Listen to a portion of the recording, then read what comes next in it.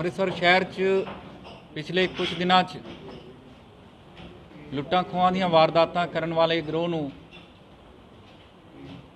City police ਦੀ team ਨੇ गिरफ्तार किया है। पिछले जे 2-3 दिनों तो CCTV फुटेज ते होर फोटोग्राफ्स दे विच मीडिया सोशल मीडिया काफ़ी जगह ते चर्चा चल रही सी, जिस विच 2 नौजवान स्पलैंडर मोटरसाइकिल के उपर बैठ के जा रहे सी, लुट खो कर रहे सी। उस तो बाद उन्हां दी फोटोग्राफ भी फ्लैश हुई सी। कल भी जिहड़ी प्रैस कॉन्फ्रेंस हुई सी उस विच भी ये सवाल किया गया सी कि इन्हां नूं कदों तक गिरफ्तार किया जाऊगा। मैं कहा सी कि टाइम लाइन नहीं दे सकते, पर जल्दी उन्हां नूं गिरफ्तार करके दसांगे। तो मैनूं खुशी है कि इस विच 7 जिहड़ियां वारदातां जो इन्हां ने किराने दियां दुकानां नूं टारगेट करके कीता सी, किराने दियां दुकानां दे उपर जिहड़ी लुट खोह करन वाले गिरोह की गल की जा रही सी। ये दोने जाने कल रात नूं अद्धी रात नूं बहुत मेहनत नाल साडियां टीमां ने, जिस विच DCP डी साहब, ADCP डी साहब ते उन्हां दीयां टीमां, ACP हैडकुआटर्स, ADCP zone 3, SHO Mohkampura ते SHO सदर, ये सारे रल मिल के ADCP 2 साहब इन्हां वल्लों जिहड़ी कार्रवाई की गई वो मैं इस तो बाद बयान करदा।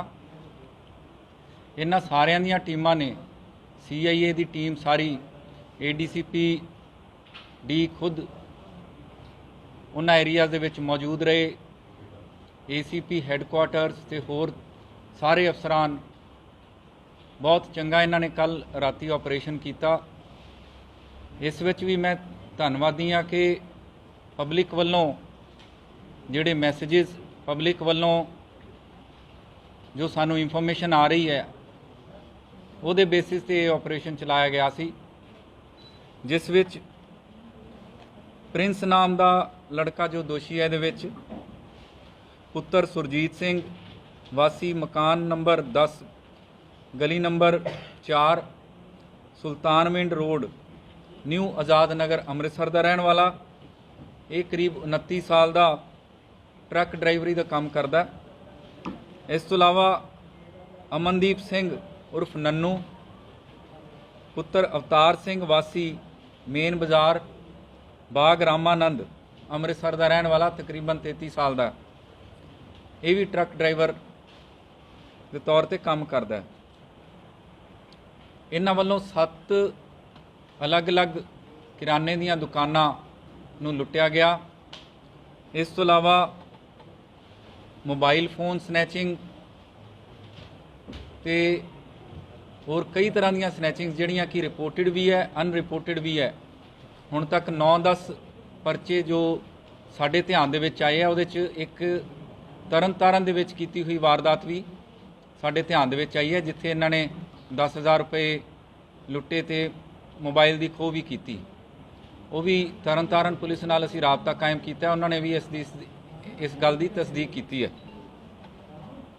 इन्हां कोलों रिकवरी भी की गई है, अरेस्ट की गई है ते इन्हां ने जिहड़ियां वारदातां हुण तक कबूलियां उन्हां दा वेरवा प्रैस नोट दे विच भी शामिल है। इन्हां कोलों एक पिस्टल 312 बोर की ते 2 जिंदा राउंड भी रिकवर किए गए हैं। एक मोटरसाइकिल स्पलैंडर जिहदी चर्चा काफ़ी चल रही सी, मीडिया दे विच सोशल मीडिया चल रही सी, वो मोटरसाइकिल भी इन्हां तो बरामद किया गया। इस तो अलावा मोटरसाइकिल दियां चोरी दियां वारदातां भी पिछे जे काफ़ी नोटिस दे विच आईयां। इन्हां दे विचों 4 जिहड़े है motorcycle hero Honda Splendor recover किए गए हैं तो 3 जाने ये अरेस्ट किए गए हैं। कुलदीप सिंह उर्फ लव पुत्र बलकार सिंह वासी गली नंबर 1 फिर एक करणबीर सिंह उर्फ करण पुत्र जगतार सिंह वासी Subhash colony 88 foot road Amritsar, ते राजू उर्फ गोरा जो कि तलवंडी भरत थाना डेरा बाबा नानक के रहने वाला है, इनू भी अरेस्ट किया गया। ये सारे स्नैचर्स लुट्टां खोहा करन वाले गैंग ते जो रॉबरी दीयां वारदातां अलग अलग एरियाज़ दे विच नज़र आ रही हैं, उन्हां दे विच ये मेन सरगना के तौर पर ध्यान दे विच आए। इन्हां दी पुछगिछ विच सानू उम्मीद है, पूरा विश्वास है कि होर भी जिहड़े इन्हां दे गिरोह दे मैंबर है या इन्हां दे एसोसीएट्स है, उन्हां नू लिस्ट आउट करके उन्हां नू भी अरेस्ट किया जाऊगा। मैनू ये उम्मीद है कि अमृतसर शहर दे विच अलग अलग जो वारदातां हुंदियां चोरी दियां, मोटरसाइकिल चोरी दियां, लुट्टां खोहां दियां, इन्हां दियां तारां किते ना किते वो सारिਆਂ नाल जुड़ियां होणगियां डायरैक्टली या इनडायरैक्टली। इस करके असीं पूरे विश्वास नाल कह सकते हैं कि आने वाले टाइम च ये जिहड़ी डिटैक्शन है सानू होर चंगियां लीड्स भी देगी जी। वो भी पता कर रहे हैं, इन्हों कोई दे के गया सी, वो जिहड़ा बंदा दे के गया उहदी भी तस्दीक की जा रही है। नहीं देखो ये विच गैंग फॉर्म होने वाली गल दा ये है कि ये बहुत पैटी लैवल ते ये क्राइम करते हैं, तो जिहदे करके कि लोगों के पैनिक क्रिएट हो जाता है। देखो ज़्यादातर किराने दी दुकानां बहुत ही वलनरेबल होंदियां। असी ये बहुत ही चंगा सवाल है तुसीं पुछिआ। ये असी ये भी रिक्वेस्ट कर रहे हैं कि जिन्नियां भी किराने दी दुकानां शहर दे विच अजकल CCTV कैमरा कोई बहुत ज़्यादा महंगा नहीं आउंदा, हर थां ते इस तरह के जे CCTV कैमरे लगाए जाण ते इमीडिएटली इनफॉर्म किया जाए विदाउट एनी डिले, तो उहदे विच सानू ज़्यादा डिटैक्ट होने दी केस डिटैक्ट होने की संभावना वध जाती। हाँ जी, मोस्टली पिछले कुछ दिनों के केसिस नज़र दे विच आए हैं। इस तो पहला भी कुछ केसिस हैगे है, एक बेल आउट होए है जिस केस दे विच उहदा भी ब्यौरा सामने आ रहा है। ये NDPS का एक परचा जो इन्हां दे विच बेल आउट होए हुए है दिसंबर 2020 दे। देखो ये पहला तो एक दूजे दे नाल संपर्क दे विच हैगे है, होर किन्ना किन्ना दे नाल संपर्क च हैगे है वो भी पड़ताल की जा रही। जो अमन का मोटरसाइकिल है जी, इन्हां च जिहड़ा मैं सैकेंड एक्यूज का नाम लिया अमनदीप, बदलिया होया जी, नंबर इन्हां ने बदले हुए। देखो ये किन्ने दी खरीदी सी वो सारी तस्दीक भी की जाऊगी। अज इन्हां नूं अरेस्ट किया हैगा, कल्ले कल्ले सवाल का जवाब दिता जाऊगा। 3 दिन का रिमांड साडे कोले है, 3 दिनों काफ़ी पुछगिछ की जाऊगी तो होर भी कई सवालों के जवाब लए जाने। नहीं देखो हुण इन्हां नूं अरेस्ट किया, हुण मनी का डिस्पोजल जिहड़े कैश का डिस्पोजल इन्हां ने कित्थे कीता है वो सारा इन्वेस्टिगेशन के दौरान आ जाऊगा।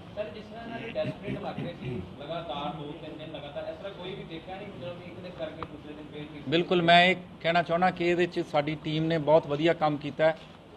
अलग अलग थाणियां दीयां टीमां ने, CIA ने, डिटैक्टिव विंग ने बहुत चंगा काम किया है, तो ये शलाघायोग काम है टीम वालों।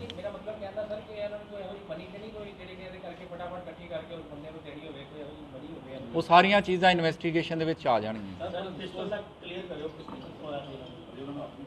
वो सारा क्लीयर कर लाँगे जी, पिस्टल का भी क्लीयर कर लाँगे।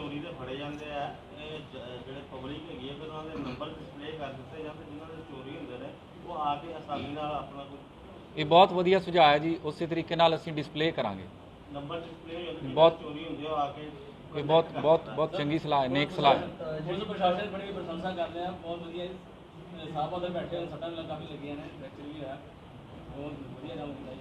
सर की कहते हैं अपना बाइक की रिकवरी का वो बहुत घट है, 20% है रिकवरी रेट चोरी दे नालों। ਵੀ ਆਰਡੇਟ ਦਾ ਮਤਲਬ ਕੀ ਕਰਨਾ ਚਾਹੀਦਾ, ਤੁਸੀਂ ਕੀ ਪਲੈਨਿੰਗ ਚੱਲ ਰਹੀ ਹੈ ਇਹਦੇ ਵਾਸਤੇ ਚੋਰੀ ਵਾਰਦਾਤ ਜਾਂ ਰਿਕਵਰੀ ਕਰਨ ਦਾ ਵਾਸਤੇ? ਰਿਕਵਰੀ ਜਿਹੜੀ ਹੈ ਉਹ ਵੀ ਬਹੁਤ ਇੰਪੋਰਟੈਂਟ ਹੈ। ਜਿਵੇਂ ਤੁਸੀਂ ਕਹਿ ਰਹੇ ਹੋ, ਜ਼ਿਆਦਾਤਰ ਜੋ ਇਹਨਾਂ ਦਾ ਡਿਸਪੋਜ਼ਲ ਹੈ ਉਹ ਕਈ ਥਾਵਾਂ ਤੇ ਹੋ ਜਾਂਦਾ ਹੈ। ਉਹ ਜ਼ਰੂਰੀ ਨਹੀਂ ਹੈ ਕਿ ਉਹ ਅੱਗੇ ਵੇਚ ਦਿੱਤੀ ਗਈ ਹੋਵੇ, ਹੋ ਸਕਦਾ ਉਹਨੂੰ ਡਿਸਮੈਂਟਲ ਕਰ ਦਿੱਤਾ ਗਿਆ ਹੋਵੇ। ਇਸ ਤਰ੍ਹਾਂ ਦੀਆਂ ਵੀ ਚੀਜ਼ਾਂ ਸਾਡੇ ਨੋਟਿਸ ਦੇ ਵਿੱਚ ਆਈਆਂ। ਇਸ ਕਰਕੇ ਕਈ ਪੁਰਾਣੇ ਜਿਹੜੇ ਰਿਸੀਵਰ ਹੈ ਜਾਂ ਕਬਾੜ ਦੀਆਂ ਦੁਕਾਨਾਂ ਉਹਨਾਂ ਤੇ ਵੀ ਚੈੱਕ ਤੇ ਨਿਗਾਹ ਰੱਖਣ ਦੀ ਲੋੜ ਹੈਗੀ। ਸਭ ਤੋਂ ਪਹਿਲਾਂ ਸਾਡੇ ਕੋਲ ਇਨਫੋਰਮੇਸ਼ਨ ਆਉਂਦੀ ਹੈ, ਉਸ ਤੋਂ ਬਾਅਦ ਅਸੀਂ ਇੱਕ ਜਾਣੇ ਨੂੰ ਫੜਦੇ ਹਾਂ, ਫਿਰ ਦੂਜੇ ਜਾਣੇ ਵਾਸਤੇ ਸਾਨੂੰ ਪਤਾ ਲੱਗਦਾ ਹੈ। ਕੱਲ 2:30-3 ਵਜੇ ਤੱਕ ਰਾਤ ਨੂੰ ਸਾਡੀਆਂ ਟੀਮਾਂ ਲੱਗੀਆਂ ਰਹੀਆਂ। ਇੱਕ ਕੋਠੇ ਟੱਪ ਕੇ ਸਾਡੀਆਂ ਟੀਮਾਂ ਨੇ, ਜਵਾਨਾਂ ਨੇ, ਈਵਨ ADCP ਸਾਹਿਬ ਨੇ, ACP ਸਾਹਿਬ ਨੇ ਕੰਮ ਕੀਤਾ ਹੈਗਾ, ਬਹੁਤ ਚੰਗਾ ਕੰਮ ਕੀਤਾ ਹੈ। ਸਰ ਪਬਲਿਕ ਇਨਫੋਰਮੇਸ਼ਨ ਸੀ ਜਾਂ ਅਸੀਂ ਖੁਫੀਆ ਮਤਲਬ ਤੁਹਾਡੀ ਦੇਖੋ ਨਹੀਂ, ਸਾਨੂੰ ਪਬਲਿਕ ਨੇ ਇਨਫੋਰਮ ਕੀਤਾ ਹੈ, ਇਸੇ ਕਰਕੇ ਮੈਂ ਗੱਲ ਵੀ ਉੱਥੋਂ ਹੀ ਸਟਾਰਟ ਕੀਤੀ। ਨਸ਼ੇ ਦੇ ਆਦੀ ਹੈਗੇ ਨੇ ਕੋਈ ਜਿਹੜੇ ਹਾਂਜੀ, ਇਹ ਨਸ਼ੇ ਦੇ ਆਦੀ ਹੈਗੇ। ਇਹਨਾਂ ਤੇ ਮੈਂ ਜਿਵੇਂ ਪਹਿਲਾਂ ਦੱਸਿਆ ND ਦਾ ਪਰਚਾ ਪਹਿਲਾਂ ਵੀ ਹੈਗਾ।